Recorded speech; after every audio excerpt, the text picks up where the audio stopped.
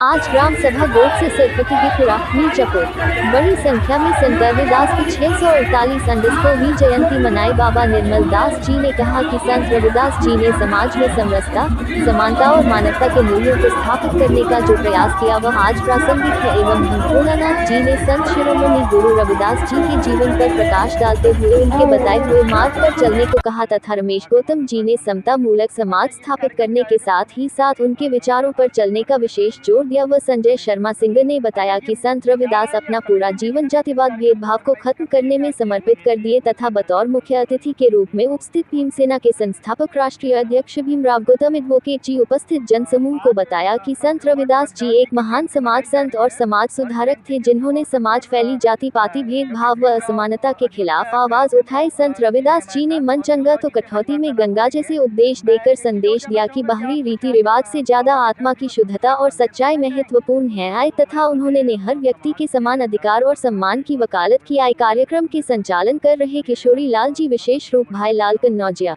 लाल बहादुर शास्त्री, सुनील कुमार गौतम, अरविचंद, संतोष कुमार, धर्मराज, सुख सागर, जगदीश प्रसाद विश्वकर्मा, जनक लाल, पिंटू भास्कर, हरिहर प्रसाद, श्याम, प्रीतेश कुमार, तौलन, राम्स जीवन आदि लोग उपस्थित थे। बहुत बहुत धन्यवाद भीमराव जी, बहुत बहुत शुक्रिया। सबसे बड़ी विडंबना यही है। आप बताइए, आप किसी अन्य सवर्णों को आप अशब्द का प्रयोग कर रहे हैं, अपमानित कर रहे हैं। बाबा साहब ने अनवरत मनुवाद के खिलाफ लड़ाई लड़े।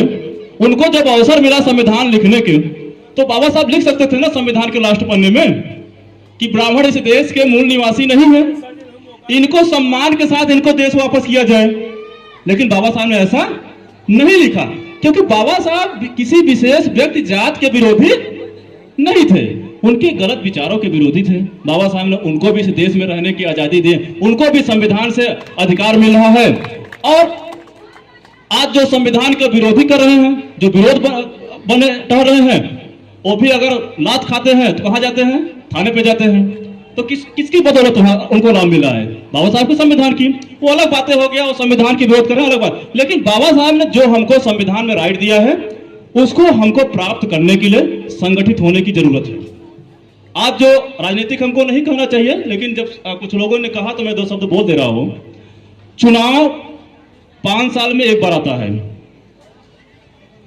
यानी 4 साल 364 दिन बाद एक दिन आपको एक प्रतिनिधि चुनने का आता है सरकार बनाने की।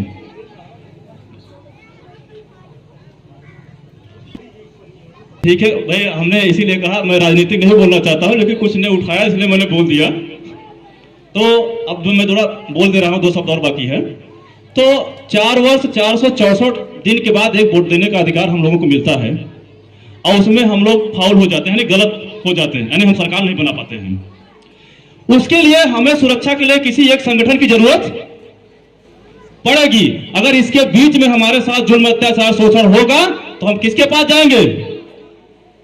हमारा कोई मजबूत एक संगठन, एक हमारा परिवार होना चाहिए। अगर नहीं रहेगा तो फिर हम मारे जाएंगे, और हम लोग इसी तरह से एक दूसरे के दोषारोपण करते चले जा रहे हैं। इसी बात में अपनी वाणी को विराम देने से पहले एक बार पुनः मैं यहाँ पे उपस्थित सभी सम्मानित गणों का मैं हार्दिक स्वागत अभिनंदन करता हूँ। इस कार्यक्रम के सभी आयोजक गणों का मैं अपने तहे दिल से हार्दिक स्वागत करता हूँ।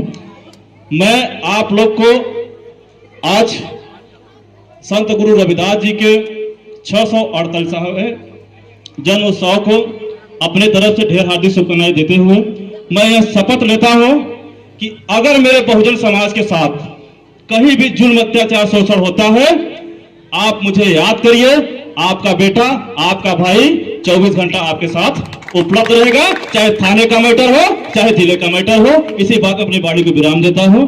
जय संत गुरु रविदास जी, जय भीम, जय बाबा साहब, जय संविधान।